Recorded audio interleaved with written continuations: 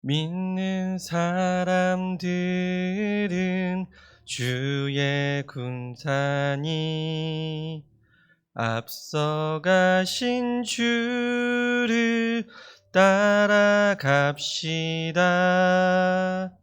우리 대장 예수 길을 들고서 접전하는 곳에 가신 것 보라. 믿는 사람들은 주의 군사니 앞서 가신 주를 따라갑시다. 원수마귀 모두 쫓겨가기는 예수 이름 듣고 겁이 남이라. 우리 찬송 듣고 지옥 열리니 형제들아 주를 찬송합시다. 믿는 사람들은 주의 군사니 앞서 가신 주를 따라갑시다. 세상 나라들은 멸망당하나 예수 교회 영영 왕성하리라. 마귀 권세 감히 해치 못함은 주가 모든 교회 지키심이라. 믿는 사람들은 주의 군사니 앞서 가신 주를 따라갑시다. 백성들아 와서 함께 모여서 우리 모두 함께 개가 부르세. 영원토록 영광 권세 찬송을 우리 임금 주께 돌려보내세. 믿는 사람들은 주의 군사니 앞서 가신 주를 따라갑시다. 아멘. 사도신경으로 우리의 신앙을 고백합니다. 나는 전능하신 아버지 하나님 천지의 창조주를 믿습니다. 나는 그의 유일하신 아들 우리 주 예수 그리스도를 믿습니다. 그는 성령으로 잉태되어 동정녀 마리아에게서 나시고 본디오 빌라도에게 고난을 받아 십자가에 못 박혀 죽으시고 장사된 지 사흘 만에 죽은 자 가운데서 살아나 하늘에 오르시어 전능하신 아버지 하나님 우편에 앉아 계시다가 거기로부터 살아있는 자와 죽은 자를 심판하러 오십니다. 나는 성령을 믿으며 거룩한 공교회와 성도의 교제와 죄를 용서받는 것과 몸의 부활과 영생을 믿습니다. 아멘.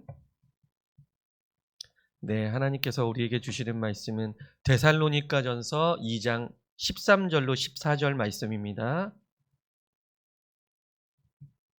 데살로니가전서 2장 13절로 14절 말씀.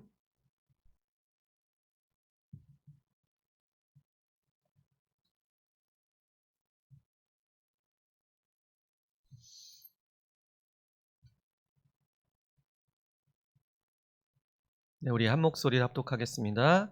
이러므로 우리가 하나님께 끊임없이 감사함은 너희가 우리에게 들은 바 하나님의 말씀을 받을 때에 사람의 말로 받지 아니하고 하나님의 말씀으로 받음이니 진실로 그러하도다. 이 말씀이 또한 너희 믿는 자 가운데서 역사하느니라.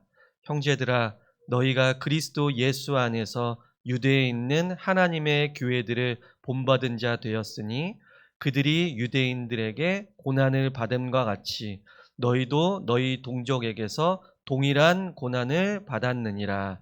아멘. 하나님께서 이 말씀을 통하여 우리에게 은혜 주시기를 원합니다. 저는 1년에 한두 번씩 이제 연락을 하고 지내는 초등학교 동창들이 있는데요.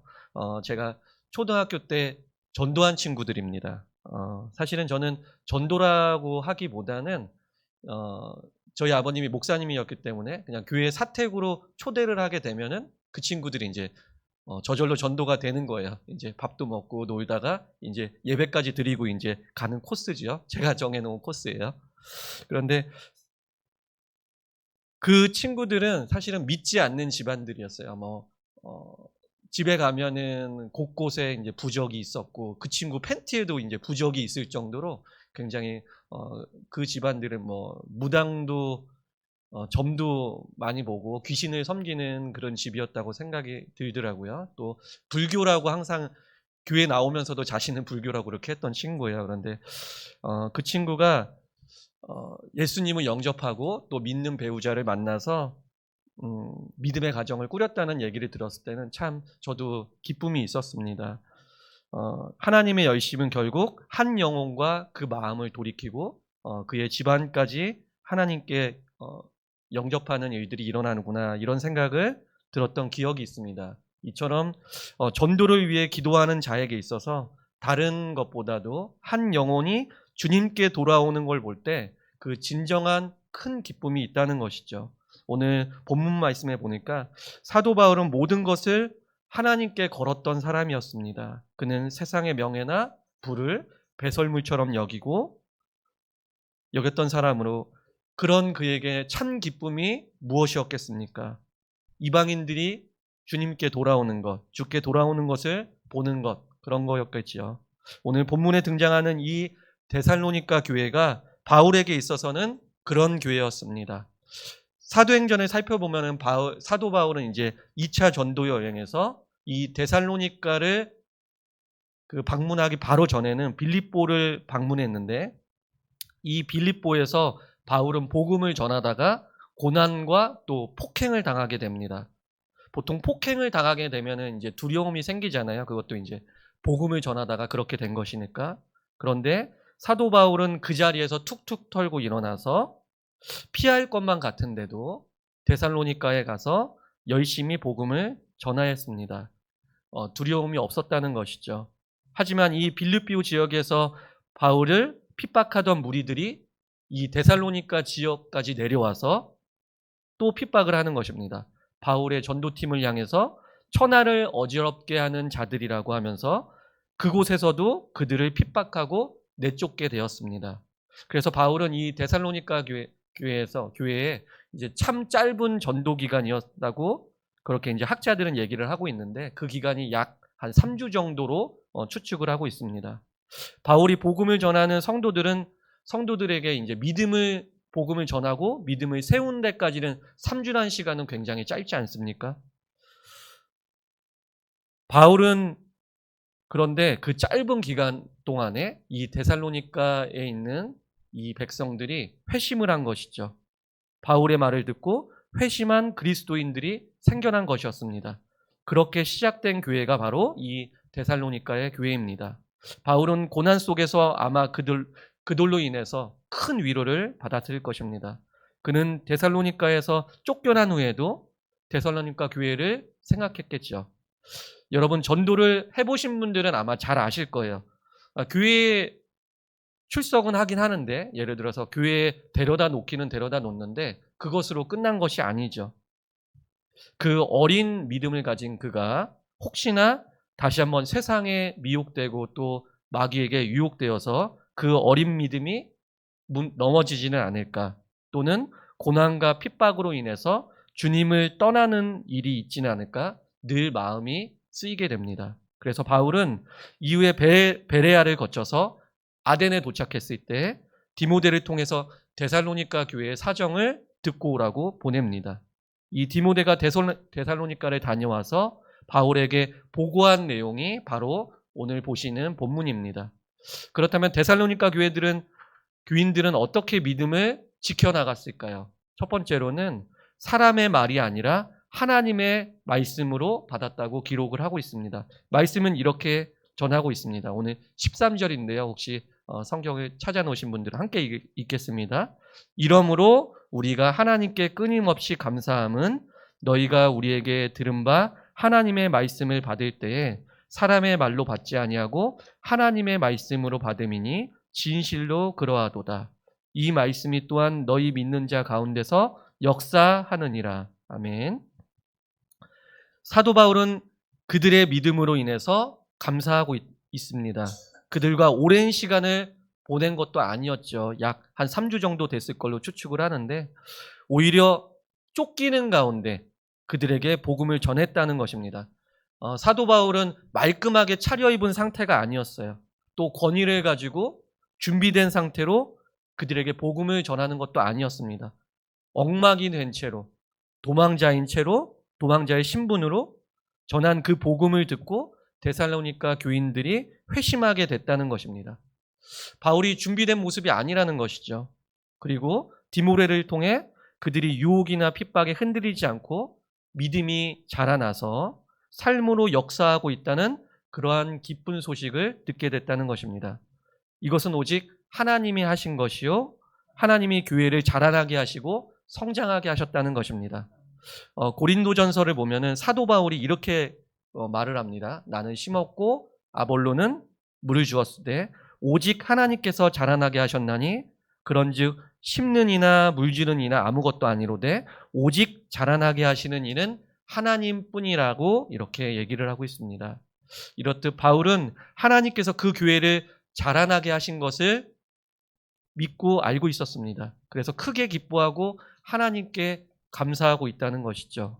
한 영혼이 천하보다 귀할진데 오늘 그가 개척한 교회가 이 교회가 하나님께서 바로 선 것을 보면서 그는 놀라워하고 있다는 것이죠. 바울은 늘 고난 속에서 복음을 전하는 삶을 살았습니다. 그를 죽일 때까지 먹지도 않고 자지도 않겠다는 사람이 40명이나 됐는데 말이죠. 그의 삶은 동족에게서 또 그가 개척한 교회에서도 늘 변론을 하는 삶을 살아야만 했습니다. 그래서 고난은 늘 그의 친구였죠. 그런데 이 데살로니가 교회는 믿음이 자라나서 오히려 이제는 믿음의 동역자, 고난에 참여하는 동역자가 됐다는 것입니다. 데살로니가 교인들은 바울이 전하는 복음을 받아들인 후에 그들은 자신들의 가족과 동독들이 섬기는 우상을 버리고 또 문란한 생활을 버리게 됨으로 인해서 가족과 동족들로부터 근심한 단절과 핍박을 받게 된 것입니다. 선을 위해서 고난을 받는 것이 얼마나 놀라운 믿음입니까? 그리고 그들이 믿음이 이렇게 소문이 나게 되어서 모든 믿는 자의 본이 되었다고 1장 7절에서 이렇게 얘기를 하고 있습니다. 그러므로 너희가 마게도냐와 아가야에 있는 모든 믿는 자의 본이 되었느니라. 짧은 시간 동안 복음을 들었던 그들이 예수 그리스도를 닮아서 고난에 기꺼이 참여하고 다른 교회에서도 선한 영향력을 끼치고 있다는 것입니다.